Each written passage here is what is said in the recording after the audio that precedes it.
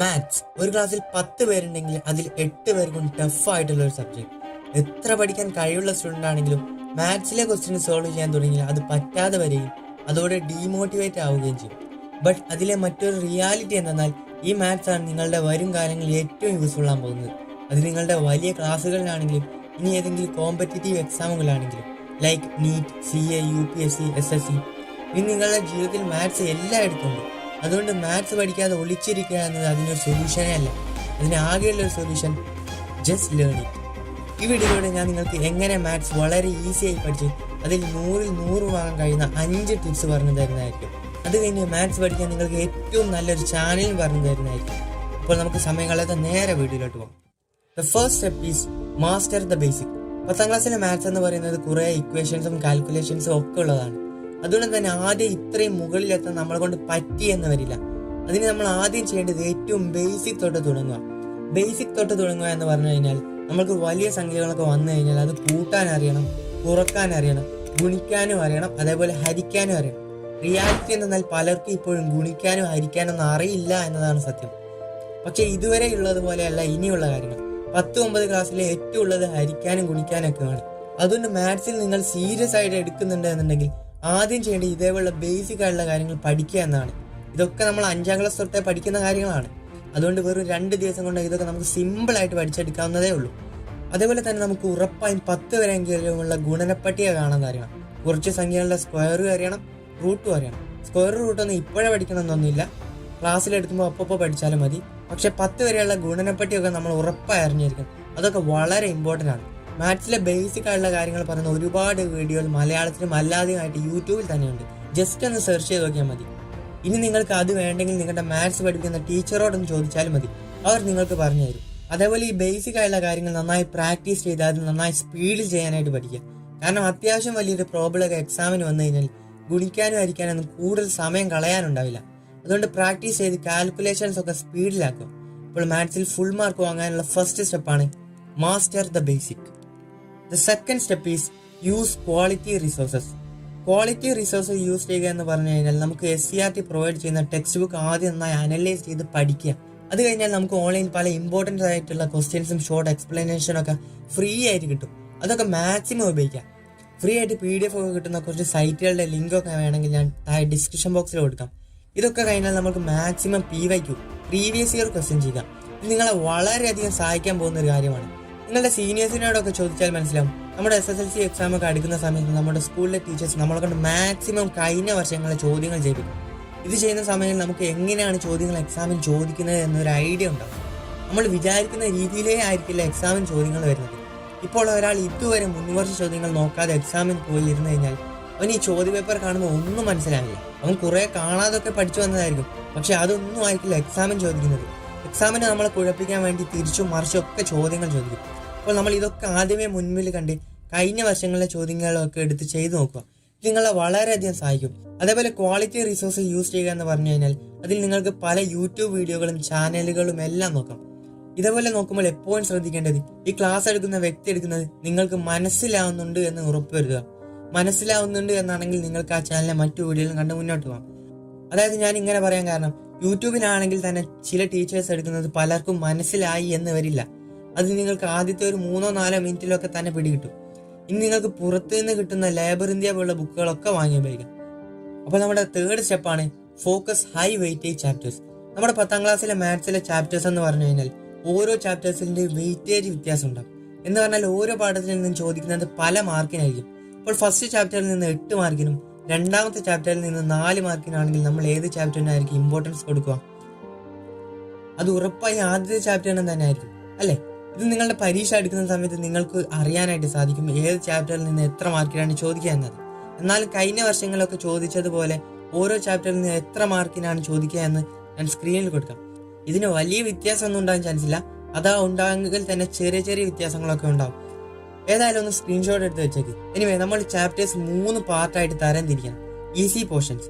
ഇവിടെ നിങ്ങൾക്ക് വളരെ ഈസി ആയിട്ടുള്ള വളരെ എളുപ്പമായിട്ട് പഠിക്കാൻ പറ്റുന്ന ചാപ്റ്റേഴ്സ് ആയിരിക്കണം. അടുത്തത് മോഡറേറ്റ് പോർഷൻസ്. നിങ്ങൾക്ക് ഈസി ആണ് എന്നാലും കുറച്ച് പ്രാക്ടീസ് വേണ്ട ചാപ്റ്റേഴ്സ് ആണ് ഇതിൽ ഉൾപ്പെടുത്തുന്നത്. Last one need practice. ഇവിടെയുള്ള ചാപ്റ്റേഴ്സ് ഉറപ്പായും പ്രാക്ടീസ് വേണ്ടതായിരിക്കണം. അത് ഈസി ആയിട്ടൊന്നും പഠിക്കാൻ പറ്റില്ല എന്നുള്ള ചാപ്റ്റേഴ്സ് ആയിരിക്കണം ഇതിൻ്റെ ഉള്ളിൽ. ഈസി പോർഷനിലോട്ട് വന്നു കഴിഞ്ഞാൽ നിങ്ങൾക്ക് തന്നെ ബുക്ക് നോക്കി പഠിക്കാൻ പറ്റുന്ന ചാപ്റ്റേഴ്സ് ആണിത്. നമ്മുടെ മൂന്നാമത്തെ ചാപ്റ്ററായ മാത്തമാറ്റിക്സ് ഓഫ് ചാൻസ് ഒക്കെ ഇതിൽ ഉൾപ്പെടുത്താം. ഇനി മോഡറേറ്റ് പോർഷൻസ് ആണെങ്കിൽ നിങ്ങൾക്ക് ഏതെങ്കിലും പുറത്തു നിന്നുള്ള ബുക്സോ അല്ലെങ്കിൽ യൂട്യൂബ് വീഡിയോ ഒക്കെ നോക്കിയിട്ട് പഠിക്കാനായിട്ട് പറ്റും. ഇനി നീഡ് പ്രാക്ടീസ് ആണെങ്കിൽ അത് പറയുന്ന പോലെ തന്നെ നിങ്ങൾ ചെയ്ത് തന്നെ പഠിക്കണം. നമ്മുടെ 7-8 ചാപ്റ്ററായ ട്രിഗ്നോമെട്രി, സോളിഡ്സ് ഒക്കെ ഇതിൽ വരും. ഈ ചാപ്റ്റേഴ്സ് ഒക്കെ പഠിച്ചെടുക്കാൻ നമ്മൾ കുറച്ച് ടൈം കൊടുക്കേണ്ടതുണ്ട്. എന്നാൽ ഇതിലെ കോൺസെപ്റ്റ് ഒക്കെ നല്ലോണം മനസ്സിലാവും.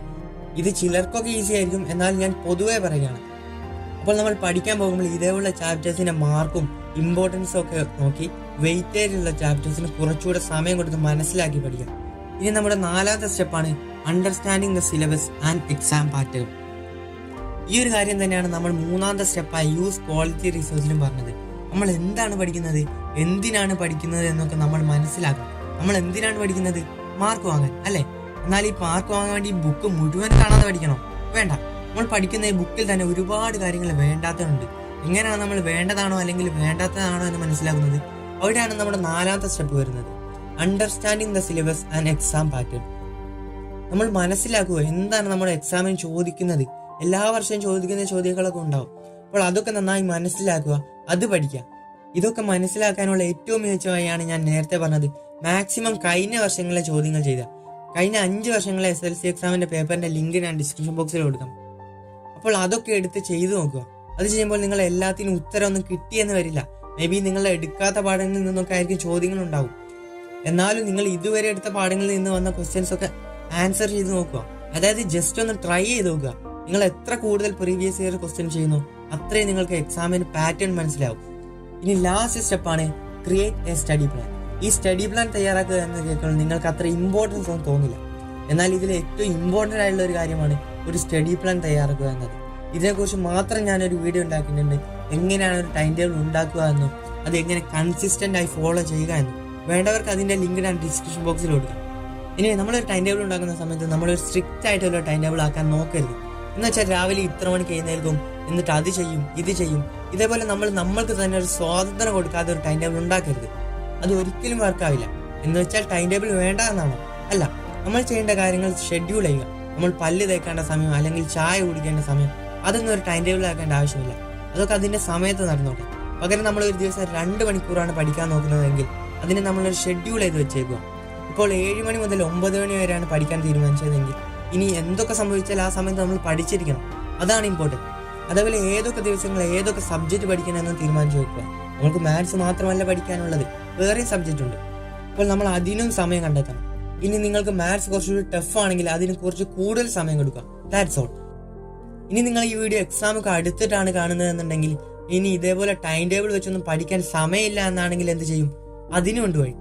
ഈ എക്സാം ഒക്കെ അടുത്ത് കഴിഞ്ഞാൽ ഏറ്റവും വലിയ വെല്ലുവിളി ടൈമാണ്. അപ്പോൾ നമ്മൾ ആദ്യമേ പഠിച്ചിരുന്നത് എന്നൊക്കെ വിചാരിക്കും. അപ്പോൾ നമുക്ക് ഒരു ദിവസം ഉണ്ടെങ്കിൽ അതിൽ 24 മണിക്കൂറൊന്നും നമുക്ക് പഠിക്കാൻ പറ്റില്ല. പക്ഷെ നമുക്ക് മാത്സ് ഫുൾ കവർ ചെയ്യുകയും വേണം. അപ്പോൾ എന്ത് ചെയ്യും? ആ സമയം നമ്മൾ ഈ വീഡിയോ ടെക്നിക്ക് ഉപയോഗിക്കും, ദ പൊമഡോറോ ടെക്നിക്ക്. അതായത് തുടരെ 1 മണിക്കൂറൊക്കെ പഠിക്കുമ്പോഴേക്കും നമ്മൾ ഓൾമോസ്റ്റ് ടയേർഡാവും. അത് മാത്സ് ഒക്കെ നമ്മൾ എന്തായാലും ടയേർഡാവും. അപ്പോൾ നമ്മൾ 25 മിനിറ്റ് പഠിക്കുക, 5 മിനിറ്റ് ബ്രേക്ക് എടുക്കുക. ഇതിനാണ് ഒരു പൊമഡോറോ സെക്ഷൻ എന്ന് പറയുന്നത്.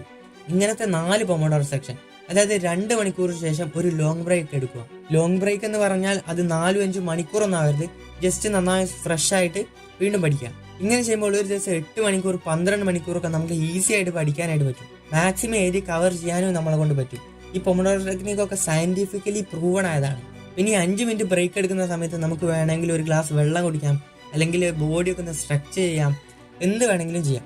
ഇനി നിങ്ങൾ എക്സാമിന് 1-2 ദിവസം മുമ്പാണ് ഈ വീഡിയോ കാണുന്നതെന്നുണ്ടെങ്കിൽ നിങ്ങൾ മനസ്സിലാക്കുക, ഈ 1 വർഷം കൊണ്ട് പഠിപ്പിച്ചത് വെറും 1 ദിവസം കൊണ്ടോ അല്ലെങ്കിൽ 2 ദിവസം കൊണ്ടോ ഒന്നും കംപ്ലീറ്റ് ചെയ്യാൻ നമ്മളെ കൊണ്ട് പറ്റില്ല. ഇനി നിങ്ങൾ ചെയ്യേണ്ടത് എന്താണെന്ന് വെച്ചാൽ ഞാൻ നേരത്തെ പറഞ്ഞതുപോലെ എല്ലാം കവർ ചെയ്യാതെ നോക്കാതെ ജസ്റ്റ് വളരെ ഇമ്പോർട്ടൻ്റ് ആയിട്ടുള്ളത് മാത്രം നോക്കുക. മാത്സിലൊക്കെ വരക്കാനുള്ളതൊക്കെ കുറേ ഉണ്ടാവും. ഇതേപോലുള്ളതൊക്കെ പെട്ടെന്ന് പഠിച്ചിട്ട് പിന്നെ സമയം ഉണ്ടെങ്കിൽ ബാക്കിയുള്ളത് നോക്കാം. ഓക്കെ. അപ്പോൾ നമ്മൾ ഈ വീഡിയോയുടെ ആദ്യം തന്നെ പറഞ്ഞിരുന്നു നല്ല രീതിയിൽ ക്ലാസ് എടുക്കുന്ന ഒരു ചാനലൊക്കെ പറഞ്ഞു തരാമെന്ന്. അപ്പോൾ മാത്സ് ക്രൂസർ എന്നാണ് ആ ചാനലിൻ്റെ പേര്. എനിക്ക് പേഴ്സണലി നല്ല രീതിയിൽ യൂസ്ഫുൾ ആയിട്ടൊരു ചാനലാണ്. ഒരു 10-15 മിനിറ്റ് കൊണ്ടൊക്കെ നമുക്കൊരു പാഠം വളരെ സിമ്പിളായിട്ട് പറഞ്ഞു തരും. അപ്പോൾ വേണ്ടവർക്ക് ജസ്റ്റ് ഒന്ന് നോക്കാം. Anyway, thanks for watching guys. ഇതേപോലെ വീഡിയോകൾക്ക് വേണ്ടി ചാനൽ ജസ്റ്റ് ഒന്ന് സബ്സ്ക്രൈബ് ചെയ്ത് വെച്ചോളൂ. വീഡിയോ ഇഷ്ടപ്പെട്ടെങ്കിൽ ജസ്റ്റ് ഒന്ന് ലൈക്ക് കൂടി ചെയ്യുക. അപ്പോൾ ഗുഡ് ബൈ ഗൈസ്.